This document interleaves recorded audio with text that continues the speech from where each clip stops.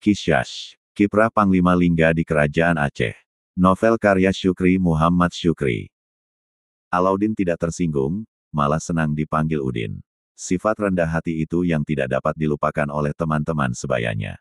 Kini, mereka sudah beranjak dewasa. Ada yang menjadi pedagang, guru madrasah, nelayan, bahkan tokoh berpengaruh di pasar Johor. Sewaktu mendengar informasi Alauddin akan kembali ke Johor, para pemuda itu senang bukan kepalang.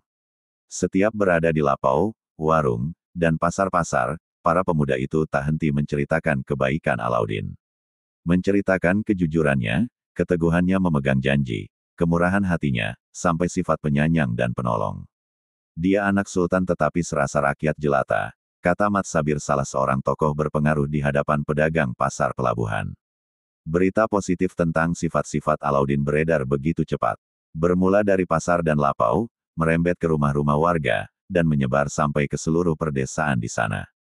Meski belum pernah bertemu, warga terlanjur rindu akan sosok bernama Alauddin. Amirul Harb Raja Muda, Alauddin maupun Panglima Lingga tak pernah menduga penduduk Johor sedang demam Alauddin.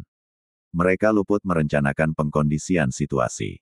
Amirul Harb Raja Muda memang pernah mengirim utusan mengantar secarik surat kepada Hulu Balang Saman di Johor. Isi surat itu berbunyi, Alauddin akan segera kembali ke Johor, tolong dipersiapkan tempat tinggalnya. Sejak menerima surat itu, Hulu Balang Saman mulai membersihkan dan merapikan rumah peristirahatan. Halaman dan taman ditata, ditanami dengan bunga. Istal kuda dibersihkan, kuda dimandikan dan dilatih. Keluarga Hulu Balang Saman pindah ke pondok penjaga, jaraknya sepelemparan batu dari rumah peristirahatan keluarga Sultan. Barangkali, sewaktu membersihkan rumah peristirahatan itu, pemuda di sana bertanya kepada Hulu Balang Saman. Tanpa disengaja atau memang disengaja, Hulu Balang Saman mengatakan Alauddin akan menetap di situ. Dan, informasi itu menyebar dari satu mulut ke mulut yang lain, akhirnya viral ke seluruh negeri. Bagda Maghrib, 4 kapal dari Kerajaan Aceh Darussalam lempar jangkar di lepas pantai Johor. Kehadiran 4 kapal itu luput dari perhatian penduduk.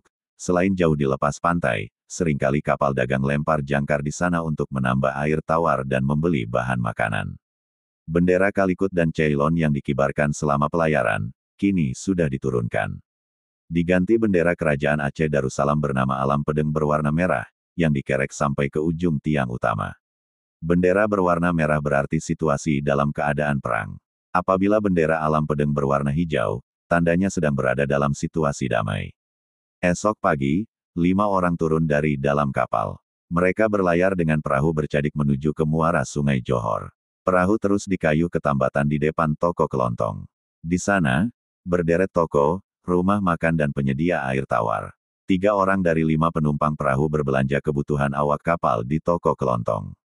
Sementara 2 orang lagi bergegas menuju ke arah Bukit Kapas. Mereka ditugaskan khusus oleh Alauddin untuk menemui Hulu Balang Saman di rumah peristirahatan keluarga Kerajaan Malaka. Assalamualaikum, kata Pang Amin memberi salam kepada lelaki parubaya yang sedang membersihkan taman. Waalaikumsalam, ada apa tuan? Jawab lelaki itu menoleh ke arah pintu pagar. Saya ingin bertemu dengan Hulu Balang Saman, kata Pang Amin. Ya, saya sendiri, jawab lelaki itu membuka pintu pagar yang terbuat dari kayu eboni.